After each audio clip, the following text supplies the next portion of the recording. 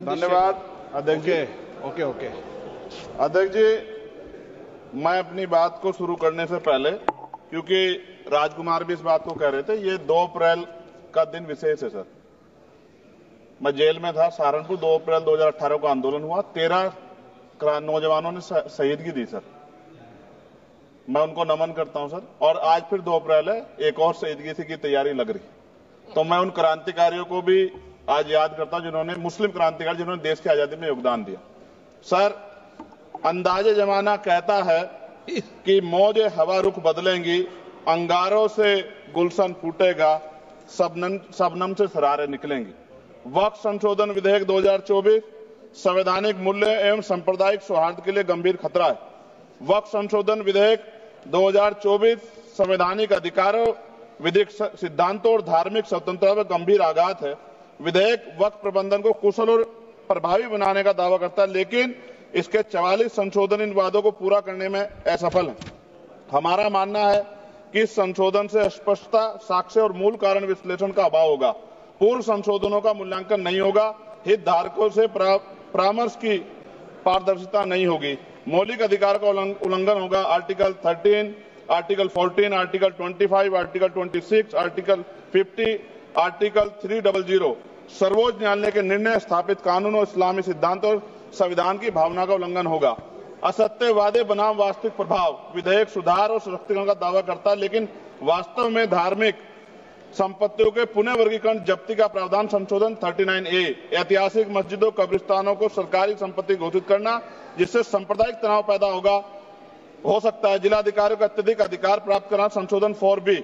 जिलाधिकारी सर सरकार के होते हैं, वो सरकार के हिसाब से काम होते हैं। यहाँ जितने MP बैठे हैं विपक्ष के, इनसे पूछ के देखो कि इनके जिले में क्या हाल है। इनका जिलाधिकारी सुनता नहीं सुनता, MP बैठे हैं, पूछ के देखो विपक्ष के, आपको पता लग जाएगा। सर, धार्मिक विशेषज्ञता या समुदाय की सलाह के बिना निर्णयों से संपत्ति विवाद और विश्वास की कमी उत्पन्न होगी। ट्रिब्यूनल की शक्ति कमजोर करना और मुस्लिम प्रतिनिधित्व हटाना, संशोधन 10B। धार्मिक कानून की त्रुटिपूर्ण व्याख्या और पक्षपाती निर्णय, दानकर्ता इच्छा की उपेक्षा व धार्मिक स्वतंत्रता का हनन, संशोधन 5A। दानकर्ता द्वारा समर्थन वापस, जिससे सामुदायिक संस्था कमजोर हुई। गैर मुस्लिमों द्वारा स्थापित वक्फ सुरक्षा समाप्त करना, संशोधन 104 की समाप्ति, अंतर धार्मिक सौहार्द प्रभावित होगा। सर, सदियों पुरानी धार्मिक संपत्तियों पर सीमा अधिनियम लागू करना, संशोधन 27B। कब्जा की गई संपत्तियों की स्थायी हानि, धार्मिक विषयों को दरकिनार कर वक्फ निर्धारण करना, संशोधन 6C। धार्मिक ज्ञान के अभाव में संपत्तियों गलत वर्गीकरण, पंजीकृत वक्फ घोषणाओं को अपराध घोषित करना, संशोधन 312। भय के माहौल में धार्मिक दान में गिरावट, मनमाने सर्वेक्षण को और वर्गीकरण की अनुमति देना, संशोधन 8A। धन्यवाद वकील साहब। सर, अभी पूरा दो जाने दो।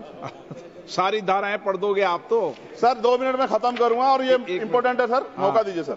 बिना जवाबदेही के बड़े पैमाने पर वक्फ संपत्तियों का पुनः वर्गीकरण, प्रशासनिक भ्रम और प्रभावशीलता को नुकसान पहुंचाना, संशोधन 12D। कानूनी विवादों और कुप्रबंधन को वक्फ बोर्डों की विश्वसनीयता का नुकसान, अस्पष्ट आधारों पर राज्य द्वारा वक्फ बोर्ड को भंग करने का अधिकार, संशोधन 3C। राज्य के व्यापक विरोध प्रदर्शन धार्मिक लक्ष्यों का लक्ष्य, सार्वजनिक हित के नाम पर वक्फ प्रशासन पर पूर्ण नियंत्रण, संशोधन 37C2। व्यापक स्तर पर अशांति विरोध प्रदर्शन, कानून व्यवस्था गंभीर स्थिति। सर, सरकार के उद्देश्य से नजर आता है मुस्लिम समुदाय के योगदानों पर नियंत्रण स्थापित करना, मुसलमानों को उनकी वक्फ संपत्ति वंचित करना, वक्फ स्थापित करने के अधिकार पर प्रतिबंध लगाना, वाकिफ और मुतवल्ली की इस्लामी परिवर्तन करना। इस विधेयक को वर्तमान रूप से स्वीकार करें और समावेशी परामर्श, कानून स्पष्टता, संवैधानिक धार्मिक सुरक्षा सुनिश्चित करें। सर, ये तो बिल पे था सर, क्योंकि आप कहते हैं बिल पे बोलना चाहिए 2 दिन नहीं, लेकिन सर मैं सुबह से सुन रहा हूं सर 2-3 चीजें बोलूंगा सर। जो विद्वान सरकार मुसलमानों की कितनी हितैषी है सर, कुछ कह रहे हैं क्या? जो विद्वान होता है वो बिल पे बोलता है। सर, बस खत्म कर रहा हूं। सरकार कितनी हितैषी है सर? केंद्रीय मंत्रिमंडल में एक भी मुस्लिम मंत्री नहीं है। सच तो यह कि अभी ईद पे नमाज पढ़ने के लिए भी नए नियम बनाए गए, और जो नमाज पढ़ रहे थे उनके पीछे पुलिस कर्मचारी लाठी लेकर खड़ा था, मैंने खुद देखा सर। अगर सरकार इतनी देर सच्चर कमेटी की रिपोर्ट पर चर्चा कराएगी, बिल्किस बानो के आरोपियों का जेल से बाहर आने के बाद स्वागत किया गया सर। मुसलमानों की जमीन की बात है, SC/ST की जो जमीन है वो छीनी जा रही है सर। कानून से ऊपर उठकर मुसलमानों घरों पर बुलडोजर चलाए गए, सबने देखा। सुरक्षा की बात करते हैं, लिंचिंग की गई, मुसलमान मारे गए सर। कावड़ यात्रा में गरीबों के ठेलों पे सुप्रीम कोर्ट ने ऑर्डर किया कि नाम मत लिखवाओ, देश को मत तोड़ो।